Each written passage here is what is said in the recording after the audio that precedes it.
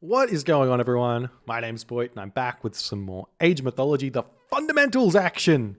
Today we're going to be looking at Loki, one of the fewer gods that you would consider to be an economic powerhouse, and obviously does struggle a little bit in that area, but we're going to try and make it work today.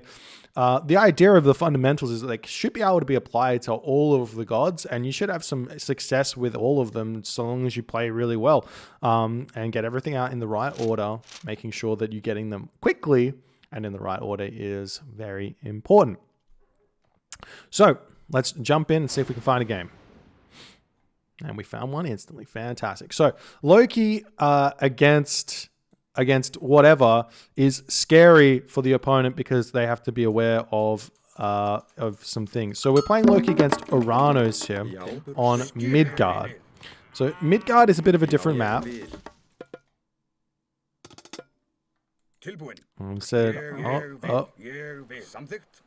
I've been found. How does he know? Alright, so I'm trying to find some fish with this Ulfsark, but I'm not having any luck. That is not good enough. And there's some fish. Okay. Build. Oh, okay. Alright, okay. Okay. He doesn't want to play Midgard. Alright, we'll try again. Alright, so we got a game, and we'll see what we can do here.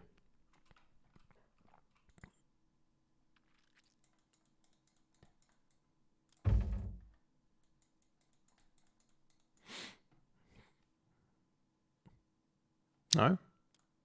No luck?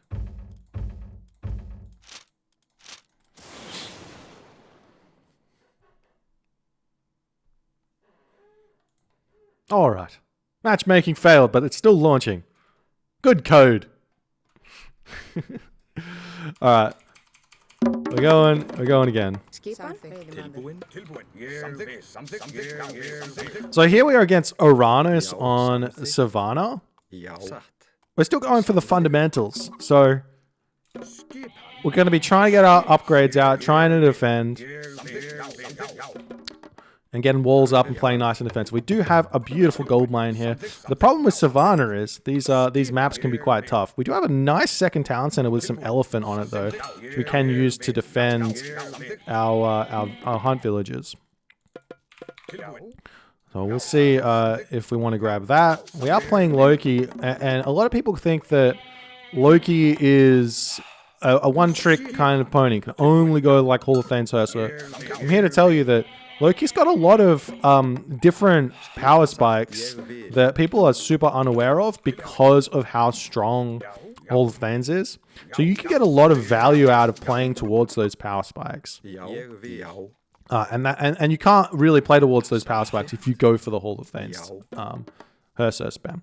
So we'll try something here and see what happens. I'm just scouting around trying to find some more food. We do have some beautiful gazelle here and here.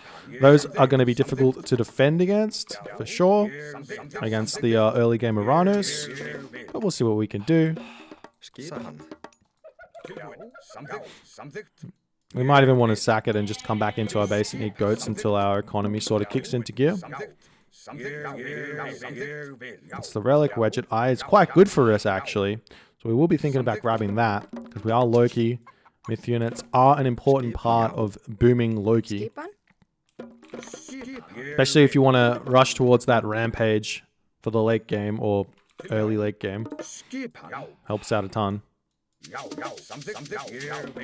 Very important that we scout out the map to see where our weaknesses are. And what we can do. So all the gold mines are forward, obviously. That's a standard thing in this matchup. So that's something we do have to worry about.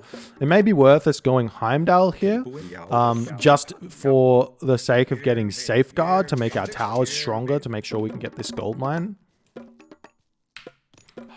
So I think I might do that. I'm going to show you some defensive Heimdall. Heimdall is scary because it makes it seem like... Hello. It makes it seem like we might be rushing, which we're not. So Gotta come back, sort this out, eat this. I think I will go over to those elephant instead of over to the gazelle. They're just a little bit more convenient.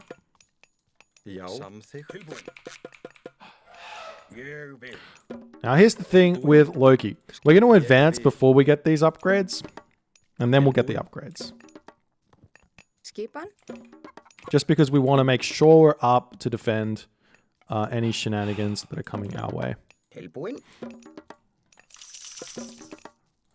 we should be fine. Remember, he does want to go for a 430 and start putting pressure immediately. We have so much hunt in our base that we'd probably be okay at the start of the game. We grab these villages here. We're going to come over to the wood line. And we're going to go Heimdall.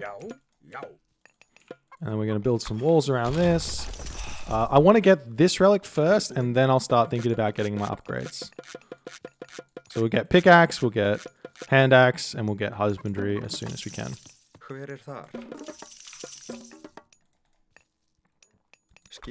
I'm not too concerned about getting my units out straight away. I'm playing nice and defensive, making sure all my towers are nice and safe. Can we get this? I think we can. Worst case, we just build some Hersa until we can afford it. Grab this, hit this. Boom, boom. I'm just going to build dwarves. Nice and simple, nice and easy, straightforward. Macro here. And as you can see, we've actually got enough resources to straight away build our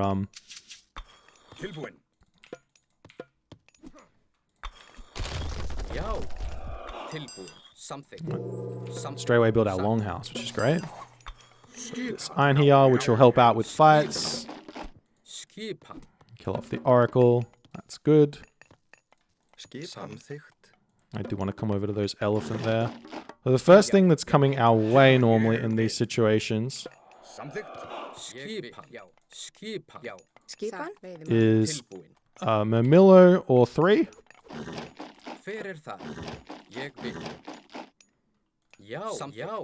And some Terma.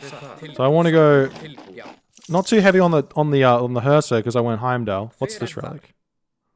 Go on, we'll get that. That'll help.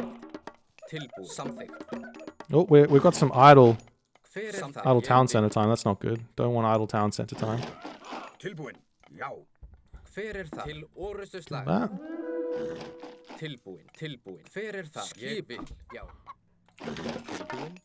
That. We'll come over here. I'm going to start getting some wood because I want to go for throwing axemen. Oh, hello.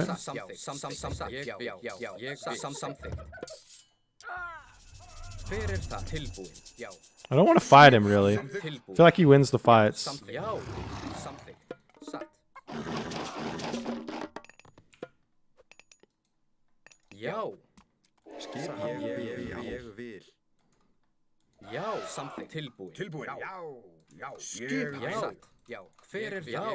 And we're just powering ahead. I do want to get some more upgrades, but I just can't afford them just yet.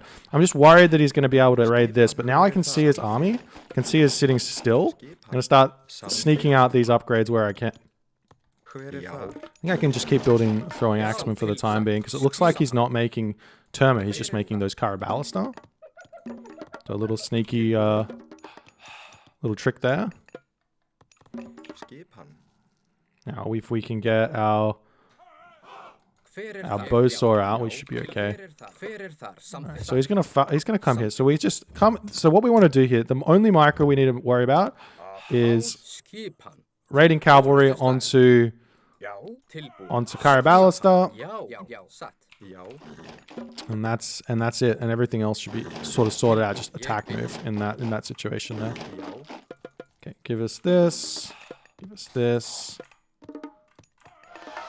It's going to come back in. And again, raiding cavalry onto Karabalistar, and don't worry about anything else. You should be fine here. Ooh, make sure the iron here attacks would be good. But this is really good for us. Just keep making those units. The relic monkey's in here as well. And he has thrown his entire army away. And now I think we're incredibly safe here. I do want to grab this when I can. So let's think about grabbing that. Grab that and start working on. So now we can also start making these Einherjar here as well in our army. Kill off this. Eat this. Make sure our villagers don't die. Run. A little bit of micro. I can guarantee you can do this one. Just wait until the elephant hits your villager and then click on it. Okay, so now we need to start thinking about setting up our walls around this gold mine here.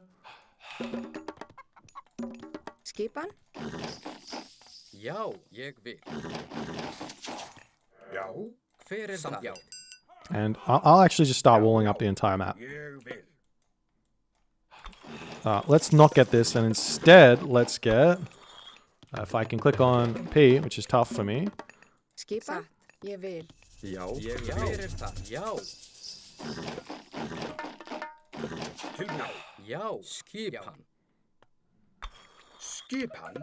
So we can just wall up this entire map and feel great about it. Let's throw up a wall here. And then we'll throw up some walls over here.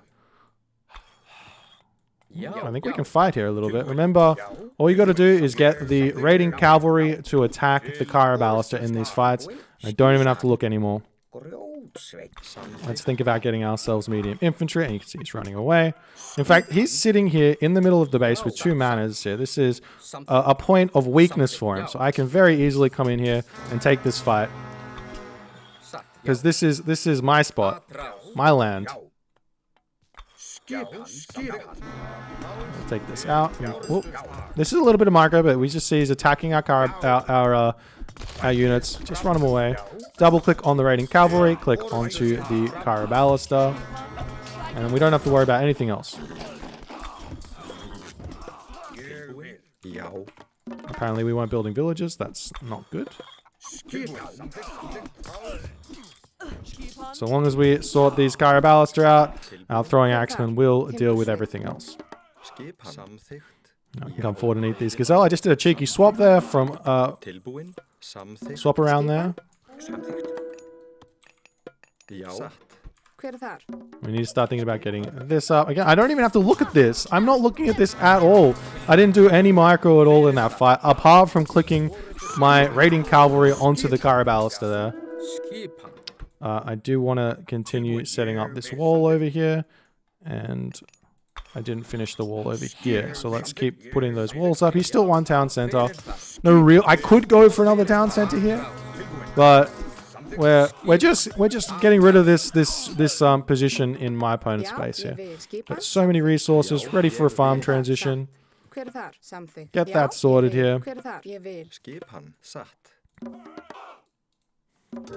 Oh, and he's going to tap out because I've just completely pushed through his forward base here. And whoop, GG. And the important thing to note here is that what is different in this situation as opposed to what he was used to is that I went for I didn't go for Hursa, and he immediately went into Kara Ballista. Kara Ballista, before he even saw anything, he saw a couple of Hursa getting spawned, and he goes, "Shit, I need an answer for those Hursa." And he's not wrong. If I was going for Hursa, maybe the Kara Ballista are a way to go here. But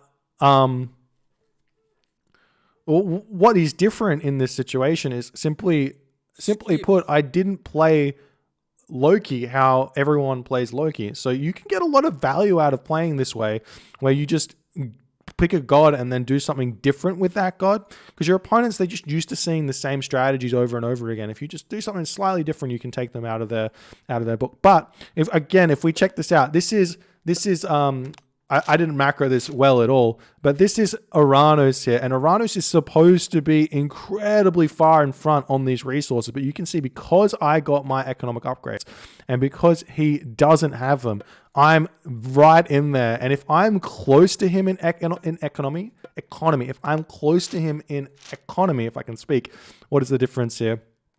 in total resources. Well, I can probably check here. Super close in. Oh, he's like 1,000 in front on food, 1,000 behind in gold. So he's only 500 resources in front of me. That's, or is it 500? Yep. 400 resources, 500 resources in front of me. So that's equal to like a couple of units, 10 units or so. No, 5 units or so, right? That's nothing. That's nothing, especially because I've got that extra favor to make iron here, which are big. And these are the things you can implement with the fundamentals. But if he didn't build in the middle here and he was back in his base, I would have just kept walling up. I would have controlled my side of the map. I've got my nice gold mine here. I would have grabbed the town center. I would have gone to the next age. I would have rushed Mythic Age. I was just going to clean this up and then retreat, but that's that one. I do have this beautiful undermine here as well. I can use to easily take down a town center if need be. But just a little bit of a alternate strategy here with Loki, making sure we get our economic upgrades out and our line upgrades. Didn't even build an armory yet, but that was the game. If you guys enjoyed this game, please consider hitting the follow on the Twitch. If you're on the YouTube, hit that subscribe button, and I'll see you guys in the next game.